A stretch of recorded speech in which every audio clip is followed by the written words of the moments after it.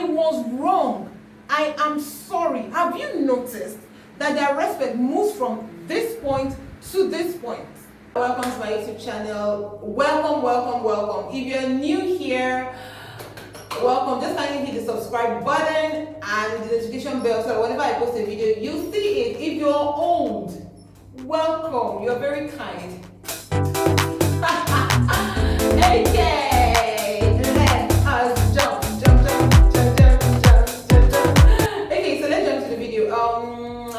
Today I said I'm going to be ranting. I'm going to be ranting because of something I experienced at work Sunday. So first of all, let me apologize because the next clip you're going to be seeing is going to be a setting different from this setting. That's because I filmed a hair tutorial video and I didn't want you to get carried away by the story and not focus on what I'm doing. So moreover, there was no space to actually put the story into the video. So I just decided to separate it all together. Hence, I think a different intro for a different video. That's because I filmed the intro for the hair and just went straight into the story. So I'm now filming the intro for the story. You feel me, right? So I'm gonna be sharing the story of something that happened at work some days ago.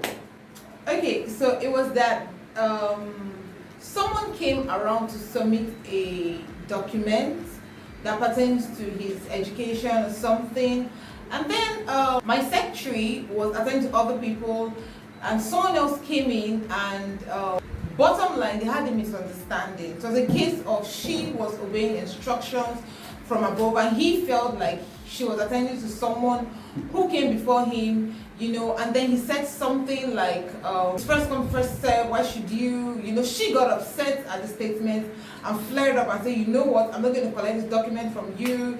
You know, you can do whatever you want to do, you can call whoever you want to call. You know, it was a very intense argument within this person and my colleague. Now, this young man in question, what he came to submit was very important to him. So when I came in, she said, Esther, don't collect that thing. If you collect it, I'll be angry with you. I won't even honor it. I'll do this, I'll do that. You know, she was really upset. So I asked her what happened. She told me. Asked him what happened. He told me. I discovered that it was just a simple misunderstanding between both parties. She was waiting for someone long before he came, and then the person came after him and she quickly attended to the person by instruction from above. He felt she was attending to someone who came before him. You understand the situation? So being that she was upset, I just said, I beg, just leave him now. Just collect him. She said no. So I went up and I said, please just apologize to her. I was standing there and willing to apologize with him. I just needed him to say sorry, and I'll say sorry now, accept it now. You know, I was not willing to blackmail her with the fact that I Christian, take it from him or something like that. But I was shocked that this young man insisted that he was not going to apologize. Whoa. I spent about 10 minutes convincing him, just tell her sorry and move on. He said no, and then in all, he asked me to give him a very good reason why he should apologize. Why should I apologize? I said, okay, apologize for one reason, and that's the fact that this thing you came to submit is very important to you. This document is important to you. Whatever it is that you came to submit is something that is paramount to your education, which is directly, relevant to your future. So just submit this thing and move on, because she was my junior, but I could have actually forced it on her or called someone or something. But I explained to him that first of all, you need to respect people, and secondly, the decisions that change your life, they say, are decisions that were made about you in your absence, you know. So even if everybody forces it on her because you feel like you're too big to apologize, they will always get to that point where she will be the only one that will handle that document, and if she's still angry with you, then anything else could happen.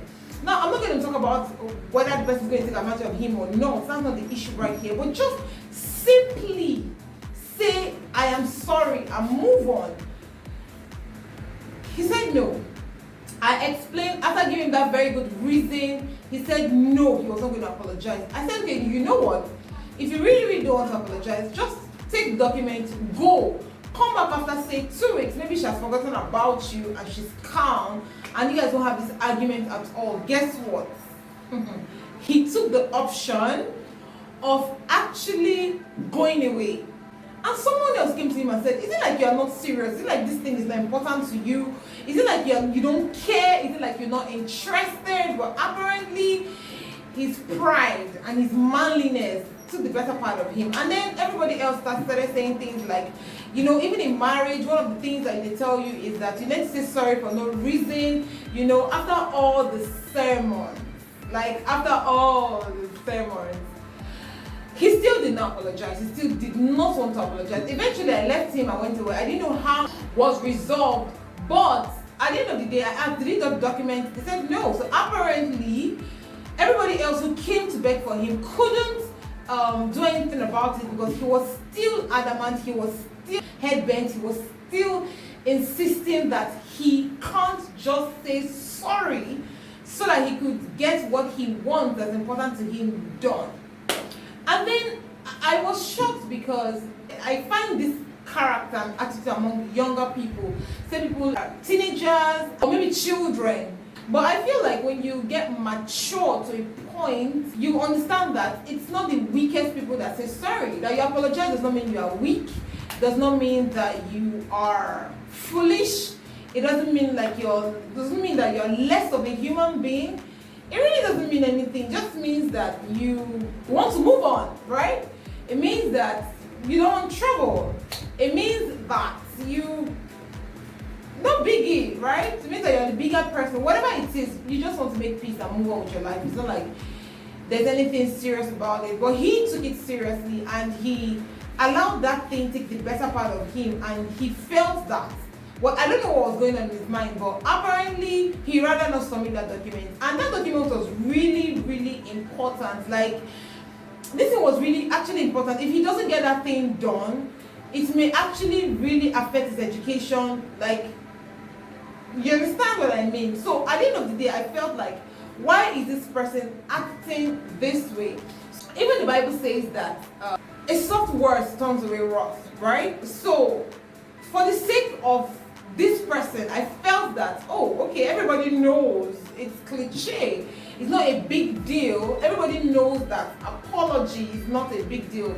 If you are wrong or you're in a situation whereby you need to apologize to someone, it shouldn't be difficult. But just in case you're like this young man I met who is not aware that you should apologize, and sorry is not an indication that you are weak. Let me just give you a few reasons why you should learn to apologize. Oh my God. Okay, number one, it builds trust and respect. The fact that, okay, let me separate both of them. It builds trust.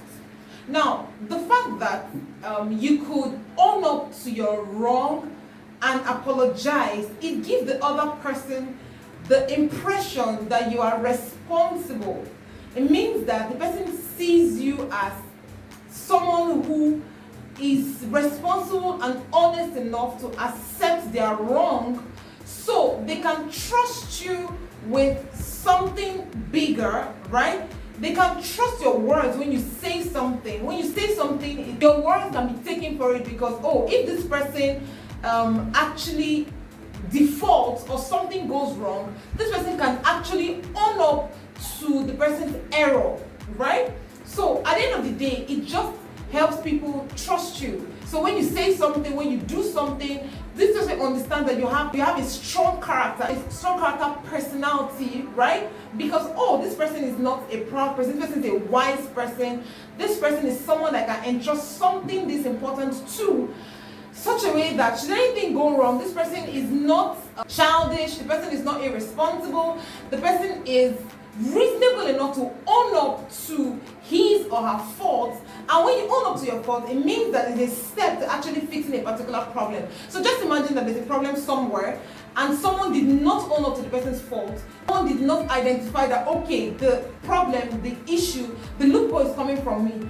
How do you even take a step in actually solving the problem when you can't own up to the problem in the first place? So, Your ability to apologize actually builds trust for you.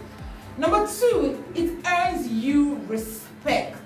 Have you noticed that people who are highly placed, people who you respect, people who you look up to, when they make a mistake, the moment they come out to say, on this ground, I was wrong, I am sorry, have you noticed that their respect moves from this point to this point? I don't know if that ever happened to you. It actually builds respect. So these people that you feel that, oh, you respect them so much, they're highly placed, and then this person makes a mistake and just says, I am sorry. Even when you were angry, even when you plan that I'm going to talk to this person anyhow, I'm going to express myself, I'm going to, sometimes when someone does something and you just prepare. When I see this person, I will do this, I will do that, I will not find this funny, I will not, after you finish planning what you're going to do, and then you see the person says, oh, I'm so sorry. Have you noticed that all the anger and everything just dies? The next thing you just say, because I was angry, or I was really upset.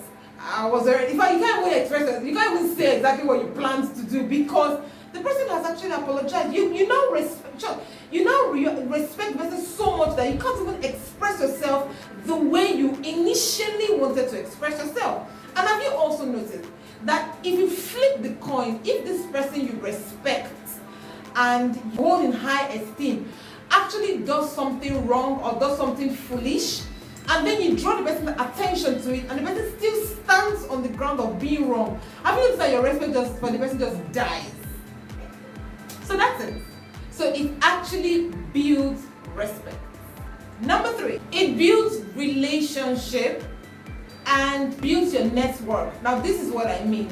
Now for instance, you met somebody for the first time, or you had a fracas with somebody and another person was present, and something happened, you had to apologize.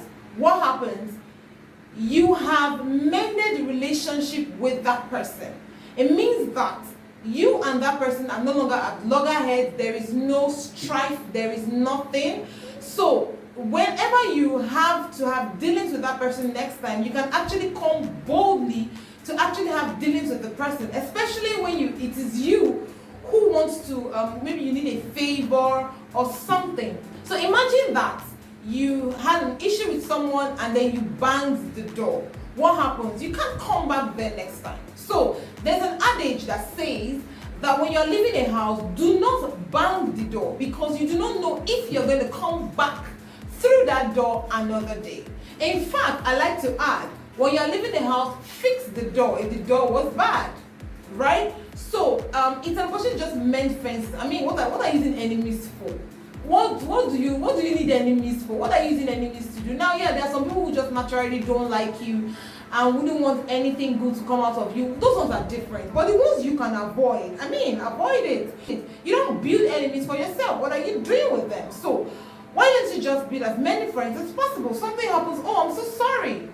Now that will just die down whatever problems, whatever issues have happened, and then relationship moves on. And then when you see yourself elsewhere, you can say hello, you can say hi. Now you don't have to be best of friends. That's one thing that is nice. You don't have to be pals, you don't have to start relating with each other and eating together and dining together. No.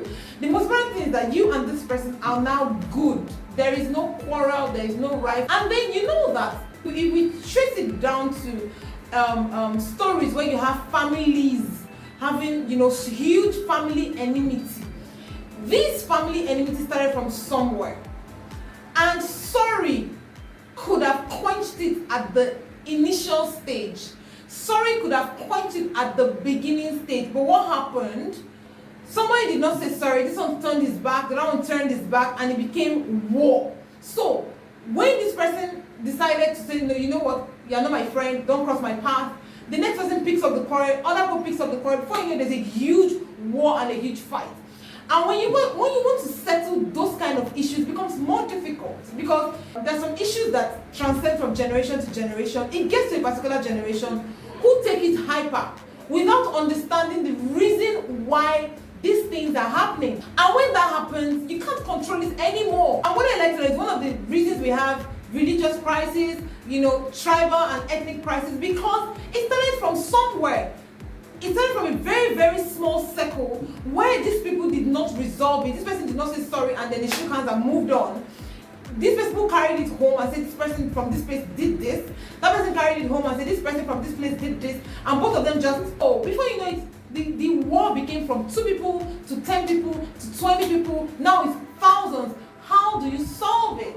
So sometimes that's sorry. You have no idea what you have avoided and what you have averted for you, for the next person. I'm an advocate of making society a better place, right? That said, I hope you learned a lot from that story and whatever I said. I'm going to do a part 2. Yes, I did a part 2, and I would like you to check the part 2. I think I feel the part 2 the same day I feel the part 1. So sorry, it's all going to look funny and all of that, but yeah, check out for the part 2 in the description as well. So thank you so much for staying with me. Thank you for sticking around. I am grateful. So tell me what you think and hit the like button, subscribe as usual, and see you in my next video. Bye.